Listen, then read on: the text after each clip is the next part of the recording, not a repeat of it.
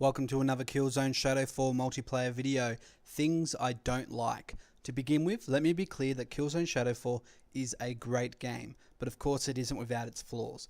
If you'd like to know what I like about the game, you can watch my previous video. The link will be in the description. But for now, let's just go through some of the things that I don't like about the multiplayer aspect of Killzone Shadow Fall.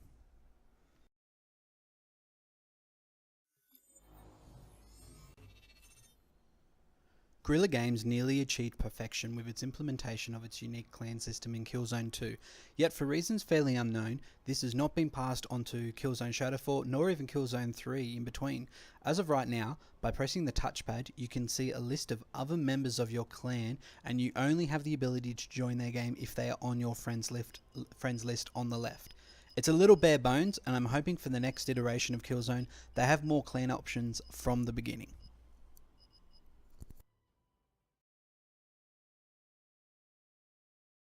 Take the following with some grain of salt, as I'm not 100% educated on all details, but this is my perception so far.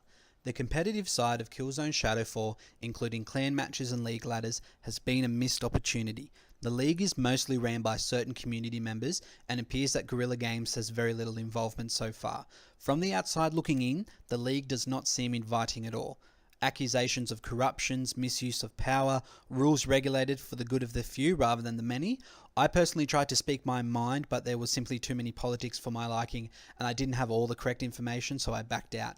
For those unaware, there has been some banning of maps, abilities, and weapons despite the protest of many. On a personal note, I would prefer nothing to be banned and every player can implement their own strategy, as that's what competitive is to me. It's working your best strategy, figuring out others, adapting yours to win. The ability to use all the tools provided at the right time truly is satisfying, as opposed to just seeing who can win with the Kaiser. I personally have lost all interest in any competitive matches for Killzone, which is really a shame because it had the opportunity to be great.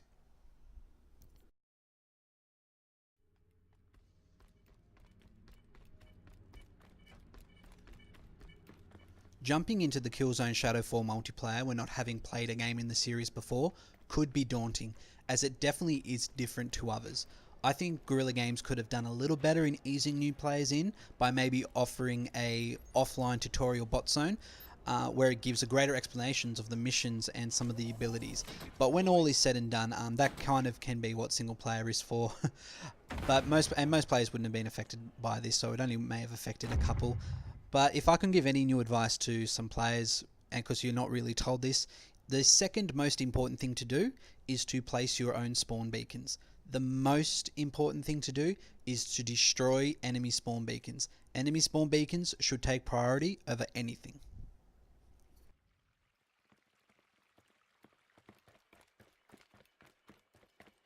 Orders received. Defend targets identified. Disarm any enemy charges set.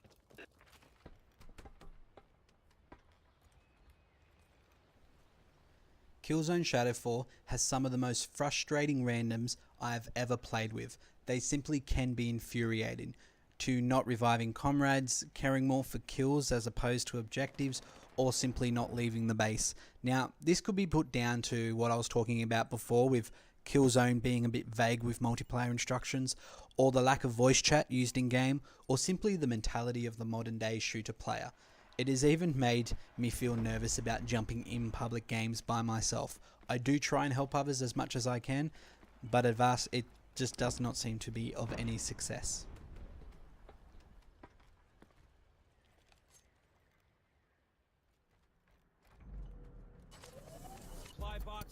The supply box just seems pointless really. Many people don't use it as there doesn't seem to be a need to use it, unless one is grinding for challenge unlocks.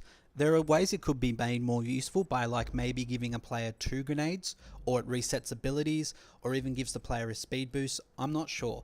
All I know is there is no necessity to use it. New mission. Kill as many Hellghast as possible. There are times where I've found myself versus a party of 8 and everyone on my team has quit, so I'm alone.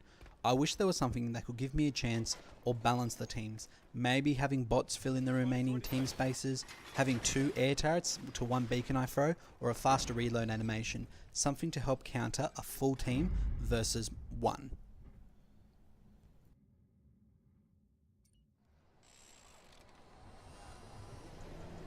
Now this is nitpicky as it really comes, but there are some maps where in the background there appears to have been leftover maybe assets from something that the Guerrilla Games has used and just not deleted. For example, here I'm on the penthouse, and down here is I'm not even sure what it is, and I know it doesn't really affect the game that much, but it catches my attention every time that I look here. I mean, you can look at the other parts of the background and they're beautiful, and then we have this down here messing it up.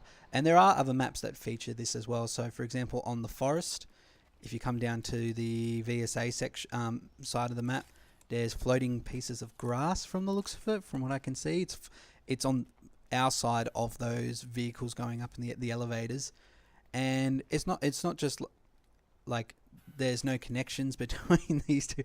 I know it's really nitpicky, but I love games that are polished, and even to the background where everything is right. And another example, which is really a core essence of nitpicking. Really, this one's a bit of a stretch. But on the remains, when you're on the Helgen side, if you're at the back of the base and you zoom in, there's always this. I can't even describe it. It's a glittery piece of the building, and it's just annoying, and it's a very small complaint.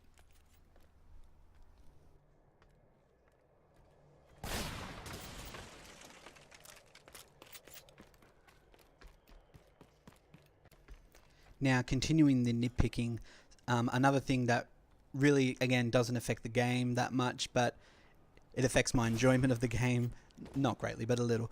But as some of the things in the foreground, like you can see here, just they seem like they should be able to be interactive in terms of being destroyed or knocked over.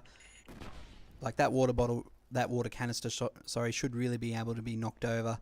And even back on the remains here, when you look into an area that just looks like something should happen if I was to shoot at it or throw a grenade at it, which is what I'm going to show you here. There's just no interaction between the grenade and myself, and I really do enjoy those kind of things if you watch the previous video. And this is another nitpicky thing. I'm not sure because I'm not that really educated on the technical side of programming video games, but they obviously tried to be reflections on the bottom on the ground here, where it was had a bit of water on it, to the signs.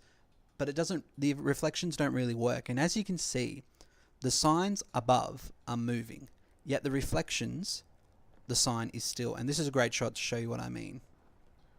The sign is moving, but the reflections are staying still. Again, it's just a bit of lack of polish to get that finesse happening, but it doesn't really affect the game in the long run. But what does is the last item on this video, which is lag. I won't go into too much detail, but this is footage taken from a previous video I uploaded, as I thought it was a great example. But the game can be laggy, which can ruin the enjoyment of anyone playing any game.